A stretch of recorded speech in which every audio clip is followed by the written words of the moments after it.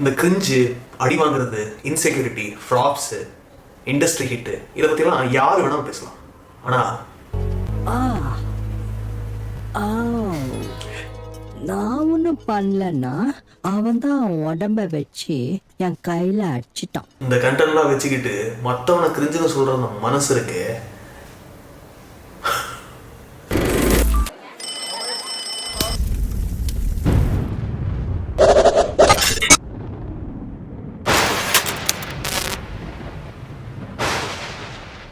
இப்போ கடந்த ஒரு 2 வாரமா நிறைய பார்க்குறோம் கங்குவாவை பற்றி. ஆக்சுவலி டைம்லைன்ல, எஸ்பெஷலி ட்விட்டரில் இதோட ஹேட் வந்து ஆர்கானிக்கா இல்லை ப்ரீ பிளான்டா இல்லை ரெண்டுமா அப்படின்னு கேட்குறாங்க.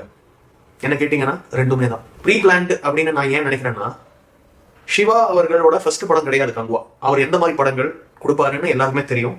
அவர் என்ன மாதிரி அவரோட எமோஷன்ஸை ப்ரெசென்ட் பண்ணுவாரு அப்படின்னு தெரியும். அவரோட ஆக்டர்ஸ் எல்லாம் எப்படி நடிப்பாங்க அப்படின்னு தெரியும்.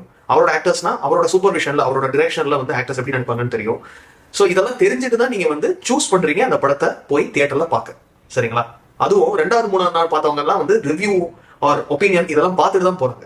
ஸோ அது பார்த்துட்டு வந்ததுக்கு அப்புறம் கையோ முயல கத்துறது, சூர்யாவையும் அங்க இருக்கிற அதோட ஃபிலிம் க்ரூவையும் காஸ்டையும் எல்லாம் வந்து உரிமையில பேசுறது, அசிங்கமா ஒரு அன்பார்லிமெண்டரி வேர்ட்ஸ் வச்சுக்கிட்டு ஒரு தகாத முறையில திட்டுறது, இதெல்லாம் வந்து எந்த விதத்துல உங்களோட பெட்டர் ஆடியன்ஸ் ஆகும் அப்படிங்கறத வந்து நீங்க கொஞ்சம் சிந்திச்சு பார்க்கணும்.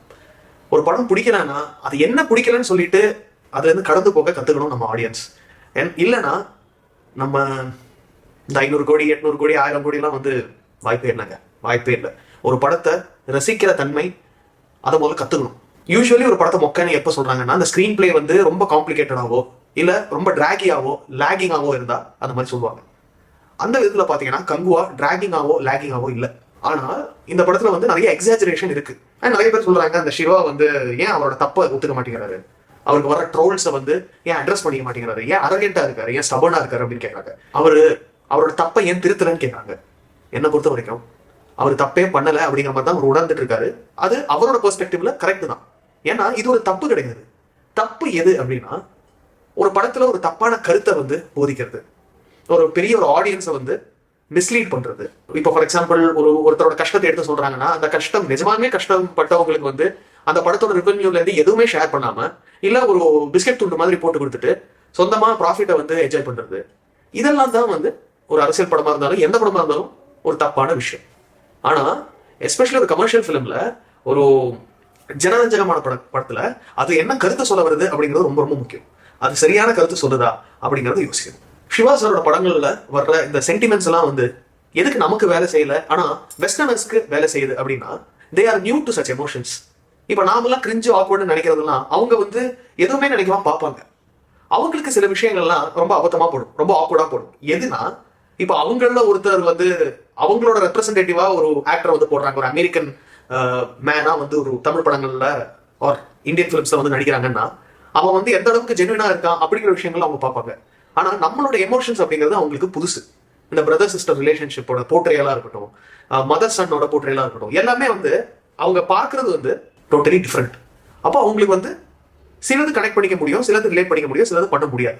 அதனாலதான் நாம கிரிஞ்சு ஆக்வர்ட்னா சொல்ற விஷயங்களை வந்து அவங்க தமாஷாவோ இல்ல அவங்களுக்கு வந்து எந்த ஒரு எமோஷன்ஸும் இல்லாமலோ அந்த விஷயம்லாம் பாக்குறாங்க.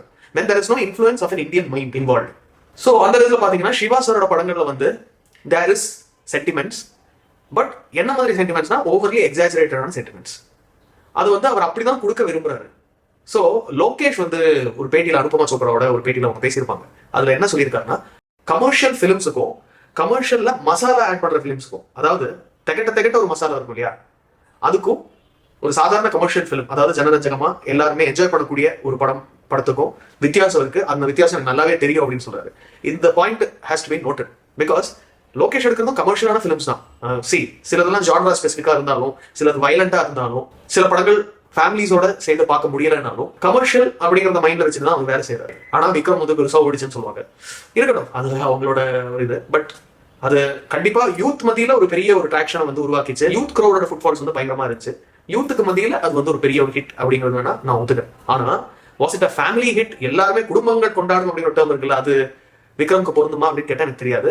அப்படி எல்லாருமே கொண்டாடக்கூடிய ஒரு படமா இருந்தால் மட்டும்தான் அதை வந்து ஒரு ஹையஸ்ட் கிராசர்னோ பெரிய ஒரு ஹிட்னோ வந்து உங்களால கிளைம் பண்ணிக்க முடியும். அது ஒரு பக்கம் இருக்கட்டும்.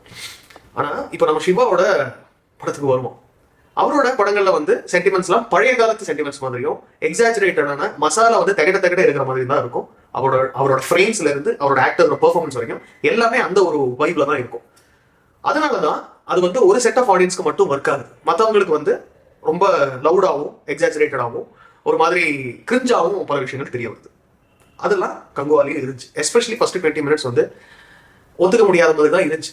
அதோட காமெடியா இருக்கட்டும் அண்ட் சூர்யாவோட இன்ட்ரோ மட்டும் பார்க்கறதுக்கு அவரோட அந்த ஸ்கிரீன் பிரசன்ஸ் அதுக்கு மட்டும் ஃபுல் மார்க் கொடுக்கலாம் அந்த ஃபர்ஸ்ட் 20 மினிட்ஸ்க்கு. ஆனா மற்ற விஷயங்கள் அவரை சுத்தி நடக்கிற பல இன்ஸ்டன்சஸ் அண்ட் விஷயங்கள்லாம் வந்து ரொம்பவே மாதிரி முகம் சுளிக்கிற மாதிரி தான் இருந்துச்சு. சூன் ஆஃப்டர் தட் இப்போ கங்குவா அப்படிங்கிற அந்த போர்ஷன் வரும்போது அது வந்து ஒரு ஃபிளாஷஸ் மாதிரி காமிச்சிட்டு இருப்பாங்க. அடிக்கடி வந்துட்டு போகும் ஃபர்ஸ்ட் 20 மினிட்ஸ்ல. அது வந்து ரொம்பவே அருமையா இருந்துச்சு. அது ரொம்ப ஒரு இன்டர்நேஷனல் ஸ்டாண்டர்ட்ஸ்ல கூட இருந்துச்சுன்னு வேணா கூட சொல்லலாம். அது அந்த அளவுக்கு ஒரு சிண்டிலேட்டிங் ஒரு வார்த்தை சொல்லுவாங்க இல்லையா, அந்த மாதிரி இருந்துச்சு. அதுல வந்து எந்த ஒரு சந்தேகமும் இல்லை. ஆனா அது ஒண்ணுதான் வந்து அந்த ஃபர்ஸ்ட் 20 மினிட்ஸ்ல ரொம்பவே என்ஜாயபிள் அப்படின்னு சொல்றதுக்கு இருந்துச்சு. அஃப்கோர்ஸ் சூர்யா சாரோட இன்ட்ரோ, அப்புறம் வந்து இந்த கங்குவா கேரக்டரோட இன்ட்ரோ, அதுவும் ரொம்பவே அருமையா இருந்துச்சு. And most of the Kanguva portions வந்து அப்படி குத்தம் சொல்ற மாதிரி அப்படி ரொம்ப எவிடென்ட்டா இல்லை. ஆனா இருக்கு, அதுல வந்து பிரச்சனைகள் இருக்கு, நான் இல்லைன்னு சொல்லல. ஆனா ரொம்ப இப்படி இந்த அளவுக்கு ஹேட் பண்றாங்க இல்லையா, அந்த அளவுக்கு அந்த படத்துல பெருசா அந்த ஹேட் பண்ணக்கூடிய ஒரு விஷயங்கள் இல்லை. ஏன்னா திஸ் இஸ் ஷிவாஸ் டைப், அவரோட டைப் ஆஃப் ஃபிலிம் தான் இது. இது வந்து அது ட்ரைபல்ஸ் எல்லாம் கொண்டு வராங்க. அதுல வந்து சில பேர் ரொம்ப அவரூபமா இருக்காங்க. அந்த கண்ணெல்லாம் வந்து ஒரு மாதிரி பயங்கரமா எல்லாம் காமிச்சிருக்காங்க சில கேரக்டர்ஸ்க்கு. அதெல்லாம் வந்து ஏன் பண்றாங்கன்னு எனக்கு தெரியல. அதுவும் அவங்களோட ஆக்டிங்லாம் வந்து ரொம்பவே ஒரு எக்ஸாஜரேட்டடா இருக்கு. ஸோ ஒரு பழங்காலத்து ஒரு ட்ரைட் அண்ட் டெஸ்டட் ஃபார்முலா அப்படிங்கிறப்போ அது வந்து ஏன் இப்பயும் அந்த மாதிரி பண்றாங்க அப்படிங்கிறது நிறைய பேரோட கேள்வியா இருக்கும். பட் அதர்வைஸ் பேஷ் பண்ணி திட்டி சில பேர்லாம் வந்து ஒருமையில சூர்யா சார் வந்து அவங்க ரொம்ப மோசமா பேசுனாங்க. ஏன் அந்த மாதிரி பேசுற அளவுக்கு வந்து என்ன நீங்க ஏமாத்திட்டீங்க, எதுக்கு எப்படி அவங்க ஏமாத்திருக்காங்க உங்களை அப்படிங்கிறது எனக்கு தெரியல. நீங்க வந்து சூஸ் பண்ணி ஒரு படத்தை பார்க்க போறீங்க, அதுவும் சிறுத்தையில இருந்து அண்ணாத்தை வரைக்கும் ஒரு பிலிமோகிராஃபி இருக்கு சிவா சாருக்கு. ஸோ இதெல்லாம் பார்த்துட்டு தான் நீங்க போறீங்க அப்படிங்கிறப்போ நீங்க என்ன எதிர்பார்த்தீங்க அப்படிங்கிறது எனக்கு தெரியல. ஸோ உங்களுக்கு என்ன எதிர்பார்க்கணும்னு தெரியாம போகும்போது தான் அப்பேற்பட்ட ஒரு ஏமாற்றம் கிடைக்குது. இப்போ ஃபார் எக்ஸாம்பிள் நான் சொல்றேன் பாருங்க, கோட் வந்துச்சு, அது வெங்கட் பிரபுவோட படம். வெங்கட் பிரபு அவர்களோட ஹிட் ரேஷியோ எப்படி இருந்துச்சு அப்படின்னு நமக்கு தெரியும். அண்ட் அவரோட கைண்ட் ஆஃப் ஃபிலிம்ஸ் எப்படி இருக்கும் அப்படிங்கிறது நமக்கு தெரியும். இந்தியன் 2 சங்கர் சாரோட படம்.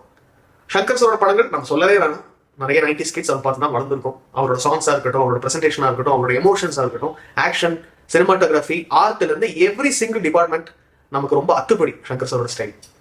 ஆனா இந்த கோட்டும் சரி, இந்தியன் 2 சரி, மனசாட்சி தொட்டு சொல்லுங்க, இந்த ரெண்டு டிரெக்டர்ஸோட ப்ராடக்ட் மாதிரி தான் இருந்துச்சா? என்னோட மனசாட்சி படி இல்லை. அதுதான் உன்னை எதிர்பார்த்துட்டு போய் ஏமாத்துவாங்க. ஆனா கங்குவா அப்படி கிடையாது. வேட்டையன் கண்டிப்பா கிடையாது. வேட்டையன் அதுக்குள்ள கொண்டு வரதே பாவம். ஏன்னா கமர்ஷியலியும் வந்து சாட்டிஸ்ஃபேக்டரியா இருந்துச்சு, மெசேஜ் ஓரியன்டேஷன்லயும் வந்து ரொம்ப அருமையாவே வந்து அது கன்வே பண்ணிருச்சு.